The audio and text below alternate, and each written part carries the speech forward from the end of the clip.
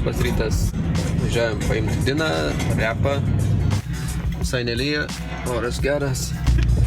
Niekas dar sėdit, kiek jis sakė. Mes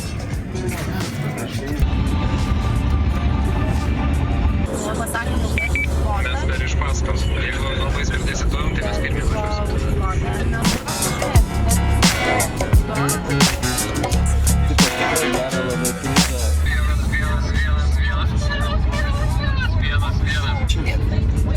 Kas čia per balsas? Jie čia nesipanina. Atvažiavom pas Dogį, pasižiūrėti daug Datsunų, kitokių visokių reikalų. Čia mašina. Žiūrėk, kas čia stovi? Kas čia stovi? O, mažai. O kas ten stovi? Sveiki. Einam vidun, man atrodo, ne? Kiek čia visko bus? Bus geriausias vlogas. Gaunam. Dovanas draugui. Kas dėdė? Ačiū. Pravers. Ačiū. Ir ką, einam daryti vlogą? Tai pas ką mes čia atėjom? Prisistatyk. Pas Romą. Pas Romą. Roma, Prienai. Gal geriau žinau kaip Dogį. Dogo tas vardas yra nuo formulių kilęs, ar ne? Jo, čia Nes nu aš tą labai senai. Nežinau net. Aš net pats kartais, kai mane paklausė, nu ko, tai labai sunku net atgaminti, atrodo, iš kur čia kaip, bet kažkaip gausi, kad turbūt kaip, nu anksčiau, kai visi būdavo, jeigu tu formą, tai tu turi pasirinkti slapyvardį ir taip įsivažiavo. O dirbtuvės turi vardą?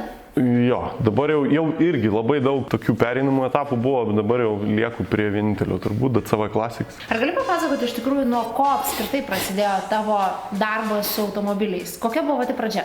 Audio instaliacijų. Buvo tada mada, sakykim, kad turėtų ir basavyką bagažinį, ir dar kažką, ir bumsėt. Ir prasidėjo nuo to, kad pačiam buvo kažkiek gal ir įdomu, ir tos instaliacijos, ir tie darbai tokie, kad ir pagaminti kažką. Ir pradėjau nuo to, pradirbau beveik 3 metus turbūt prie audio instaliacijų. Turbūt 2004 metais galbūt. Atsirado tokia Toyota Corolla 92 metų su 1.6 įpurškimu. Žiauriai geras modelis. Jau ten buvo mašina man. Ir kažkaip va tada ir prasidėjo.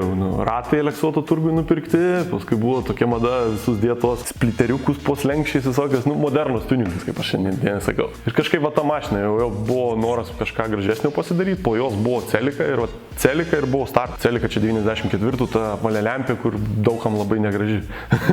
Atsirado poreikis ir gali. O tada ir prasidėjo turbo kito gamyba, tada jau pradėjau gilintis į visą performansą, gamintojus, kas kur ką gamina, atsirado japoniški daiktai, atsirado ir noras susižinoti kokios mašinos, kaip kas. Ir skelbimus bevartant atradau Panevėžy Celica GT4. 4 varoma. Tai tada buvo jų Europoje praktiškai neįmanoma rasti, jų net ir nebuvo. Ir va taip iš įdomumo pasiskambinau pardavėjui, nuvažiavau pas jį, pradėjom kalbėti. Toks buvo Vaidas iš Panevėžio. Ir va jis kažkaip man papasakojo visą tą istoriją apie japoniškas mašinas, kaip iš Japonijos jisai perka, varo ir taip toliau. Ir išėjo kalba apie Celica SS3. Tai toks labai retas modelis, kur su 2 litrai BIMS motoru, kuris VVT-inas tuo metu ten 210 arklių iš 2 litrų buvo labai gerai. Ir va kažkaip tas Celica buvo noras susirasti, nupirkti ir jie mane atvežė tą mašiną, šiandien nupirkau ir tada prasidėjau. Persidariau vairą, tą mašiną turėjau, pradėjau važinėti ir kadangi tuo metu jau buvau pradėjęs gaminti visokias detalės, nestandartinės, viską kažkaip labai nemažai pradirbdavau su Tadu iš Ground Zero. Tai va buvo Tadas,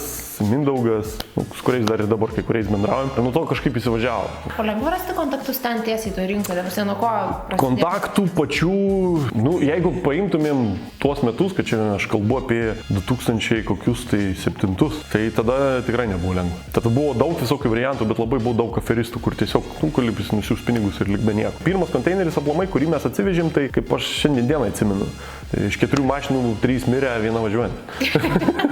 Kokias buvo tos 4 mašinos? Alteza Toyota. Tai irgi modelis buvo toksai, kur užkūrus neutralo jau bėgių neberadom, nes ten tik tai garsai kažkokie buvo neaiškus. Buvo STI-nas vienas, kupas irgi, kur motor šadien, skylė blokė tokia.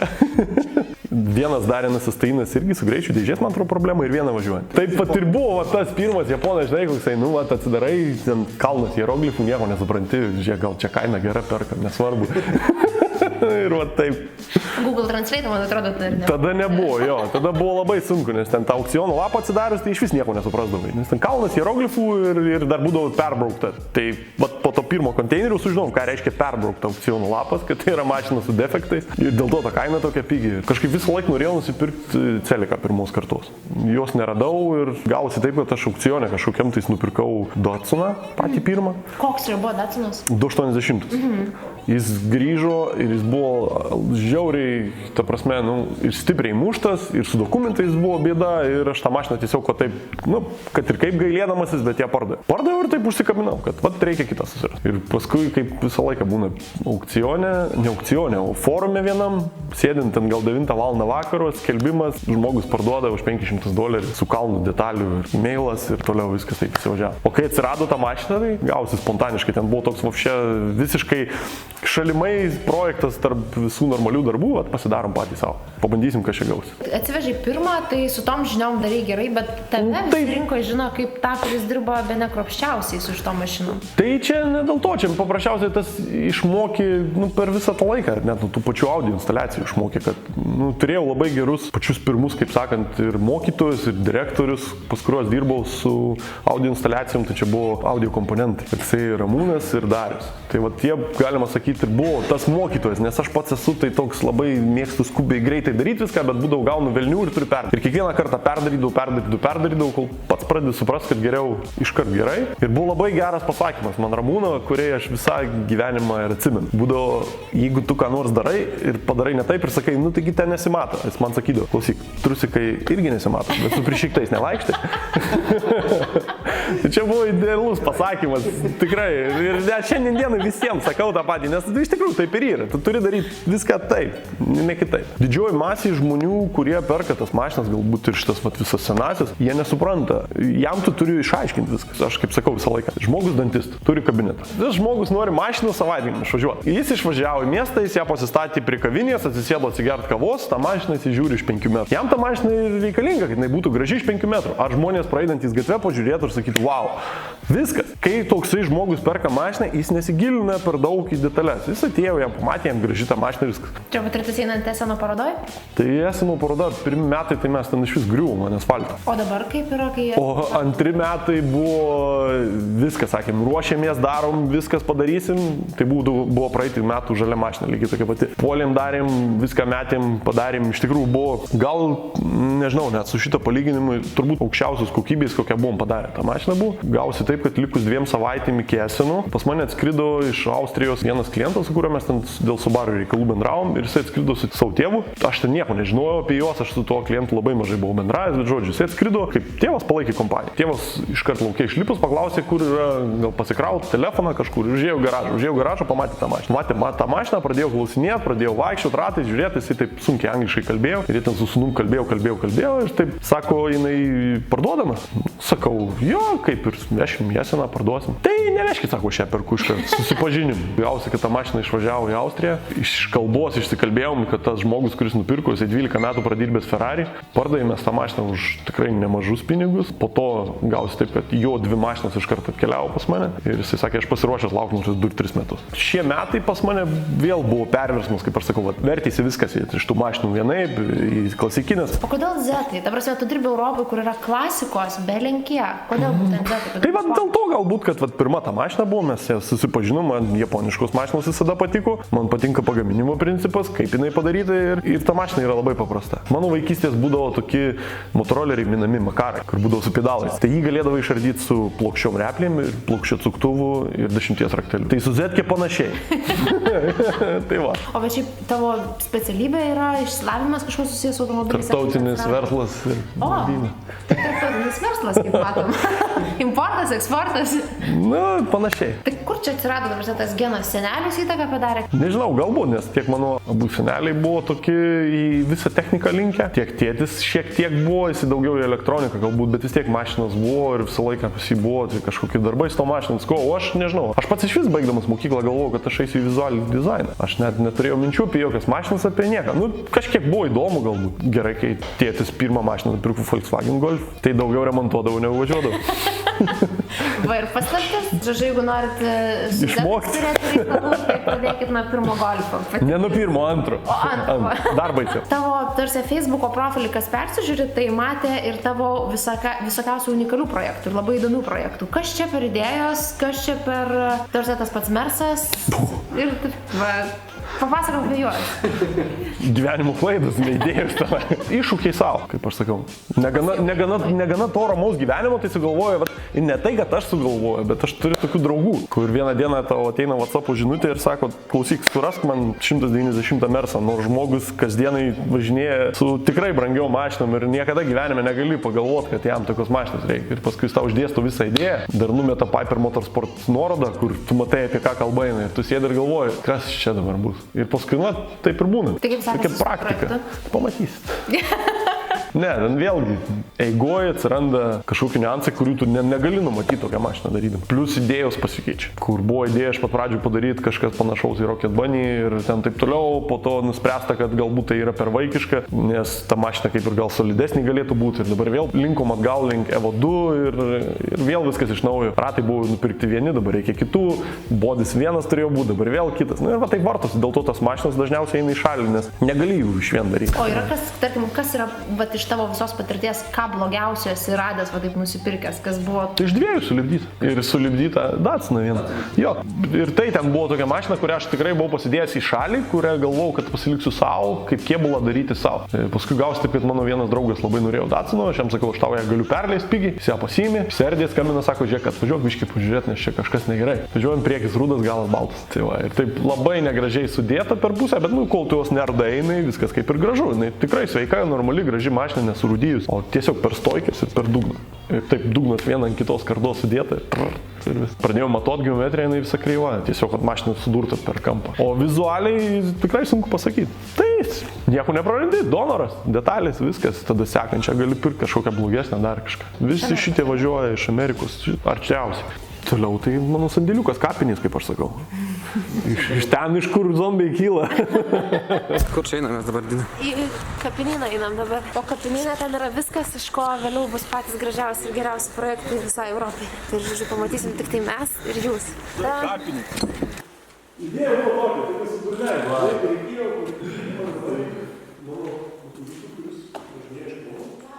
Mytas bus Zetų, į kurį turėtų atvažiuoti ir iš Danijos, ir iš Švedijos, ir iš Suomijos, ir iš Norvegijos, ir galbūt Lenkai pasijungs. Ir čia viskas turėtų susibūt kartu per žurnalistų ralį.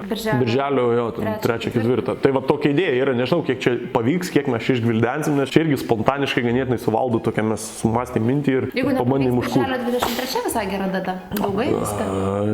Mytai. Čia kas, palaukit. Tie du Zetai yra... Vienas lietuviškas, vienas vokiškas.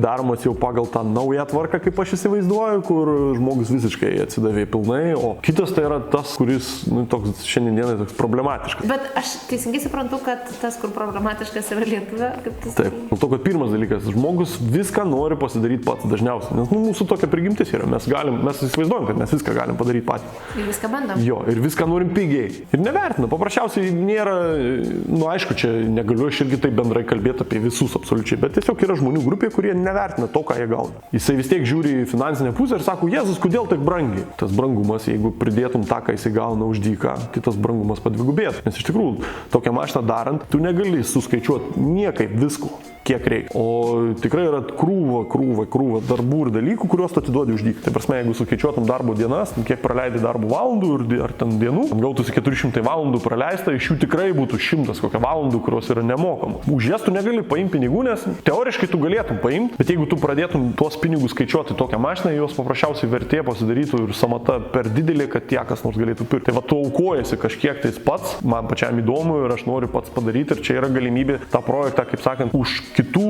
finansus išmokti man pačiam. Tu atsidėkodamas už tai labai didelę dalį darbų padarai už dyką, bet aš pasiimu žinias, aš neskaičiuoju visko finansiškai. Gerai, kai yra žmonės, kurie vertina tai, supranta ir jeigu jiems su jais kalbi, bendrauji, jie sako, viskas okei, aš suprantu, aš niekur neskubu, aš noriu gerai. Pas mane taip gaunasi, kad, sakau, netgi tas senų klientų ratas jie visi yra draugai. Aš noriu išlaikyti tą klientų ratą, su kuriuo bendrauju ir pastovumas atsiranda ir labai gerai dėl to. Prisimenu visas savo padarinkas mašinas? Visas. Sakau, nebuvę tokių mašinų, kurios būtų kažkokios visiškai atsitiktiniai. Dažniausiai visada būna istorija kažkokia, tu pradedi bendrauti, atsiranda žmogus, bendrauji, sužinai viską. Tu apie tą žmogų galų gale bendraudamas sužinai ir šeimos santykius, ir finansinę padėtį, ir aplamai gyvenimo istorijas, viską. Ir tu nenori, tu pasidarai, tu kaip ir išklausai, tu bendrauji su to žmogumi.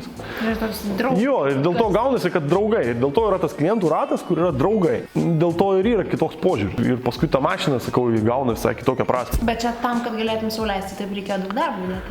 Labai daug. Ir labai daug darbo, ir labai daug galų gale finansų iš savos pusės. Man iš tikrųjų ganėtinai gerai, nes viskas, kada aš viską šitą pradėjau, mes pradėjom čia senam garaže, čia iš vis spontaniškai buvo. Tėvai statėsi namą kaip antrą kaip svečiam, o aš gyvenau Kaune pat. Ir kada prasidėjo tos mašinos visos, mes kažkaip pat taip aš pradėjau grįžinėti čia atsirado garažas didelis, tėtis statėsi garažą savo, sūnus okupavo. Tai prasidėjo viskas, mes pradėjom ten ir po to 30-mečio proga. Tai va šitas garažas atsirado, kur va čia yra didžiausias man, kaip sakant, ir paspirtis, ir pagalba iš tėvų pusės. Tai va, nes tikrai turiu labai ir palaikančią žmoną, ir tėvus, ir be jų tikrai būtų kitaip sunkiau. Be jų aš tada kitaip galbūt ir daryčiau. Bet kada aš turiu kažkokias tai va patalpos, už kurias man nereikia niekam mokėti, aš jau turiu stogą, kur galiu dirbti, aš galiu kitaip mąstyti. Tik tai dėl to. Jeigu čia tą bandytų kitas žmogus daryti, kuris neturi to, neišeitų tiesiog tai. Jeigu tu turi finansinius įsipareigojimus, kuriuos turėtų mokėti kas mėnesį, tu negalėtum to daryti, o turėtų būti fabrikas. Kalt. Mano labai gera kolekcija. Visų, kurie išvažiavę. 7-7, o čia buvo. Praeitų metų labai geras numeris. O priminkit, Čia yra metai, o čia yra serija. 7-8-19 mašina. Tai va, 7-1 tik tai 10 mašinų buvo užregistruota, tada kai dar registravom.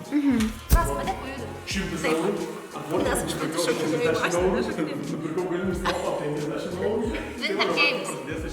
Spyroklį pjaustytoj. Gausis kažkoks šudukas gražus. Man šitas mašinas. Žiauriai smagi. Jau bėga. Daug užta. O šalia ir celika dar yra. O, va tas geras. Bet ne, Tera, tai neturėjo nieko prieš. Žiūrėk, dar viena sėlė. O, matytas kėbulas kažkas. Geras, eik tu savo. Ne, hiatų neatsirakina raktelį. O, vagia, o, vagia.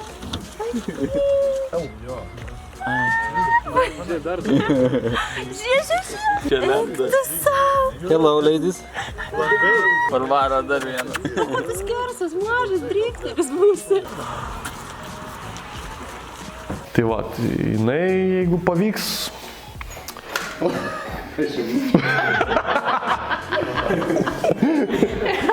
Tai irgi man. Nusibodo kamerai. Pavargo.